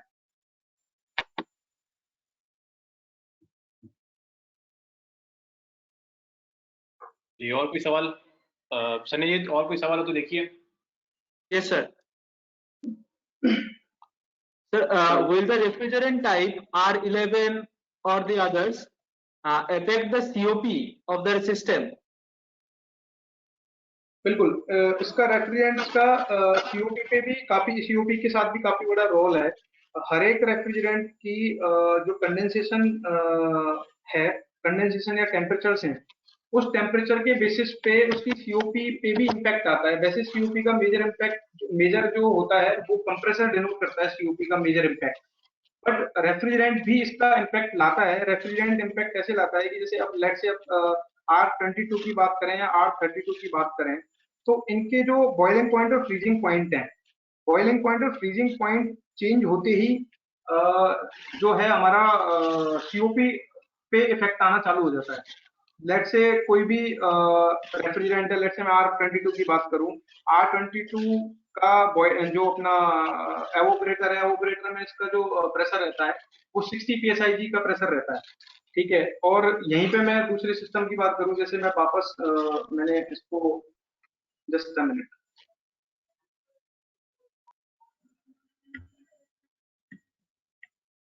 R32 की मैं बात करूं तो R32 में जो एवोपरेटर में जो कूलिंग कॉइल में प्रेशर रहते हैं वो 100 to 120 psi रहते हैं, क्योंकि हब को वो टेम्परेचर, उस रेफ्रिजरेंट का टेम्परेचर लाने के लिए R32 में 100 psi का प्रेशर मेंटेन करना पड़ा है और R22 में वही प्रेशर हमको 60 psi का मेंटेन करना पड़ा है। तो जो प्रेशर हमको मेंटेन करने पड़ रहे हैं उसके अकॉर्डिंग उसका टेम्परेचर वेरी हो रहा है और उस टेम्परेचर के अकॉर्डिंग हमारे सीओपी पे कहीं ना कहीं इम्पैक्ट आता है।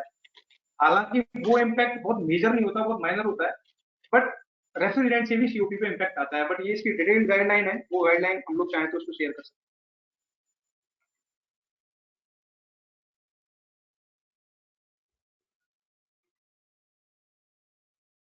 बिल्कुल sir. And another question is from Anurag Singh Shekhawat sir. Hello. जी बताएं। Sir, how refrigerants are selected on the basis of reaction with compressor oil?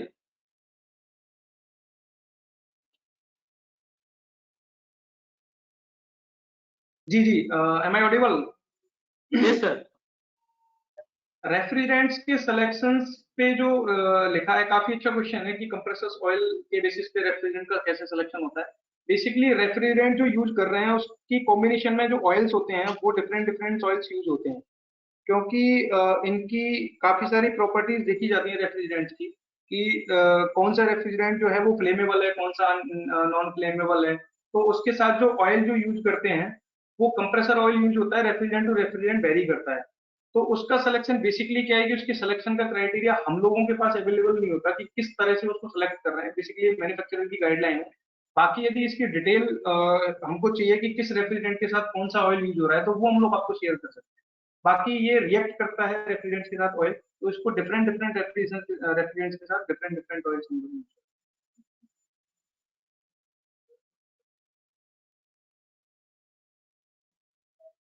और सवाल हैं या फिर क्लोज करें? जिसको और भी सवाल हो तो प्लीज कांटेक्ट नंबर सर का ले लीजिए और उनसे डायरेक्ट संपर्क में आके भी ये सवाल पूछ सकते हैं। I think Sunny ji please आगे प्रोसीड करें। वोट ऑफ थैंक्स के लिए आप सबको इनवाइट कर लीजिए। Sure sir. So I will thank you sir for this pretty informative session. Now I will request Mr. Umesh Gurnani, HOD of Mechanical Engineering, University of Engineering and Management, Jaipur, to give the vote of thanks.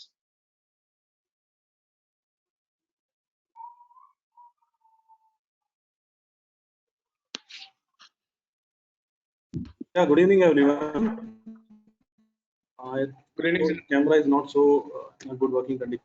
Anyways, thank you, Mr. Vivek Singhal-ji, for sparing very valuable time. Students, I'll something.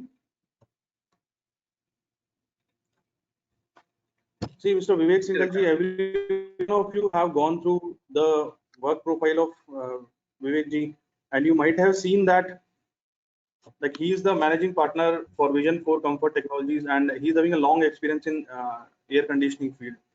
So when a person from an industry comes and when he tries to sort out your problems in a practical manner, so it's a great learning for each and every one of us. एक हम लोग जो theoretically catch करते हैं, theoretically पढ़ते हैं, और जब प्रैक्टिकली जो इम्प्लीमेंट हो रहा है इंडस्ट्री में, तो that has got a lot of gap. तो वो गैप हम कोशिश करते हैं इन सेशंस के थ्रू कंप्लीट करें, हम कुछ प्रैक्टिकली ऐसा गेन करें जो शायद हमें बुक में नहीं मिल पा रहा है। So I am very thankful to mister Vivek Singhal ji for sparing his time and guiding the students in a very good manner. And regarding that ISHRE Jaipur chapter, I like to say one thing. ISHRE and UEM का जो bonding है, that is long, almost 4 years, and like for every time when we are trying to be in touch with them, the entire ISRE Jaipur chapter team is there to help us. And special thanks to Mr. Kishan Khatri ji, Jivitesh Bhatia sir, and Alkendra Singh ji for organizing this event. And thanks to all the ISRE faculty advisors and the students for attending this. So thank you everyone. Thank you for joining us. Hope you had a great time. Thank you. Sunny जी, आप ये website जो है बताई हुई जो visible है अभी screen से दिख रही होगी, वहां पर जाके सब लोग मेंबरशिप ले सकते हैं. आप प्लीज एक बार गाइड कर दीजिए. So students, those who want to be a member of ISRE can contact, the students from IIM Jaipur can contact me, or the students from other universities can contact Mr. Alkendra Singh, from ISRE. The student membership plan is starting from rupees 550 for a year. So it will be of great benefit to you if you join the ISRE student membership plan.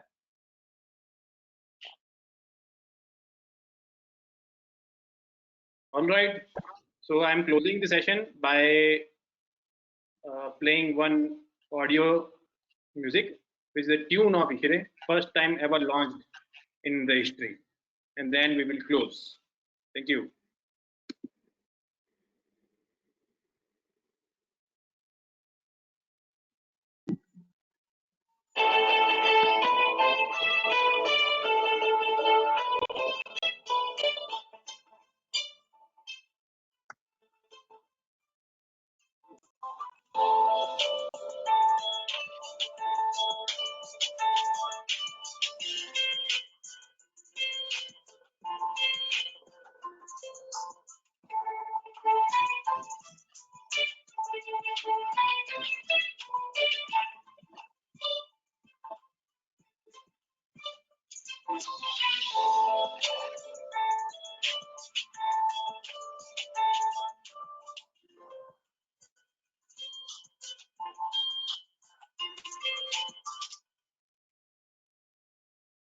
Thank you, everyone. Thank you, sir.